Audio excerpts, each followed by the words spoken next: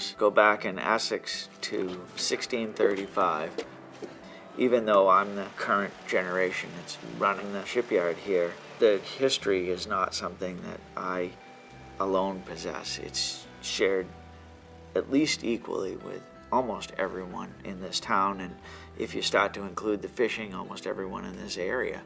There's a historic marker that says that the adjacent acre of land was set aside by the town fathers in 1668 for the men of Essex to build ships and employ workmen to that end. The boats I build are almost entirely made of recycled material. Not only is it all of the wood, which is cut for land clearing jobs and tree work and brought to me by local tree companies, but also a lot of the hardware, the gear, the engine is all out of other boats. And so all of my material is coming local. I can run a 10-man crew building a new wooden schooner with no dumpster and produced almost no waste. Everything that doesn't go into the boat either goes into the house or the shop or the steam box for heat, and we just basically build boats with all kinds of gear coming into the yard and nothing leaving but a boat.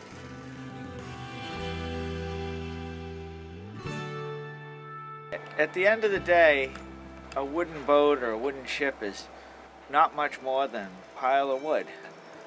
My friend Davis says if you start with a good pile of wood, then you'll wind up with a good boat. The person standing at the sawmill making the split-second decisions on what goes where and how it's cut has a lot to do with the longevity of the vessel if the captain can keep it off the rocks. What you have to do is know every piece in the boat, know what it looks like.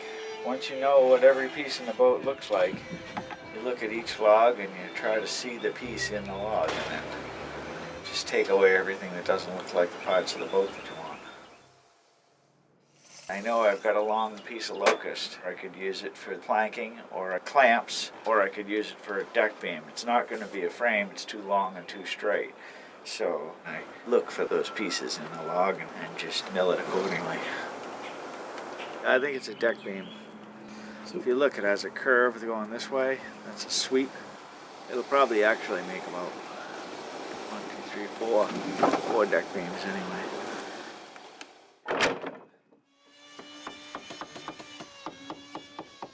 When I was growing up, my father built wooden boats in the backyard just because he enjoyed the boat building. His father had grown up in the shipyards, so the passion for shipbuilding comes from my father. But on my mother's side, my great-grandfather was a fisherman, and probably before that they were fishermen over in Sicily. So part of the passion I have from the water probably also comes from my mother in the Sicilian part of the family. The first and foremost requirement of any wooden shipbuilder is experience on the water. The more experience you have on the water, the more you're able to form opinions about construction, engineering, sails, balance, how deep it's got to be or how stable it's got to be, and then having an understanding of the medium you're working in, how to form it in such a way that it will function, hold together, and be safe. This boat that we're looking at right now is the schooner Ardell, and I built her in the fall of 2010 and spring of 2011. She's a 40-ton pinky schooner, which is an older style vessel indigenous to Essex and Cape Ann.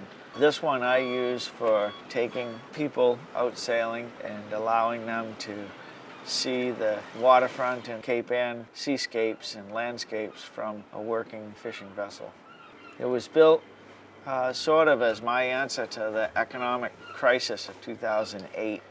There was just no customers. And so it seemed like the only way out of the boat building business for me was to actually build a boat and use it in the charter business. And so this boat was built with no paid help. It was all friends and family that just chipped in.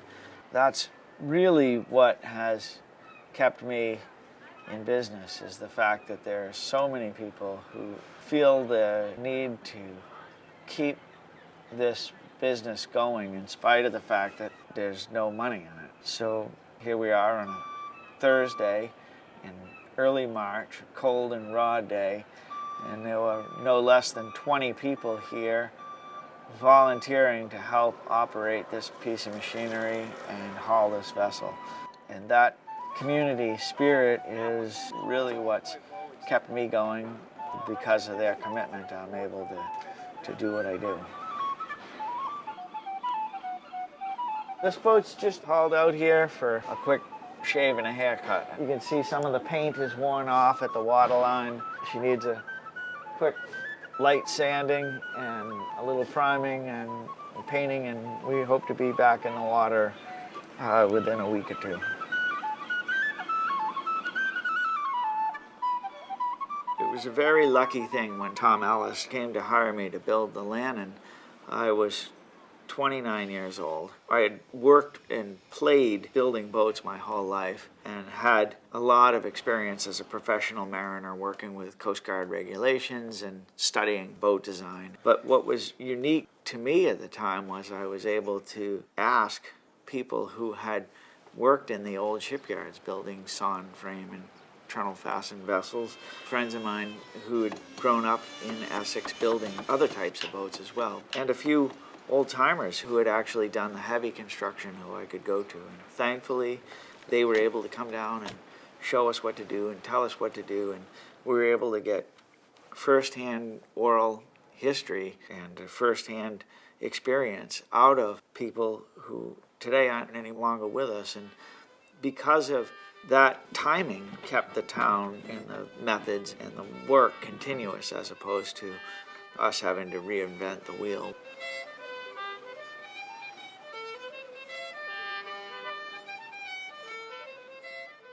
The Savannah W Beale was built in 1911 by Frank C. Adams in East Booth Bay, Maine.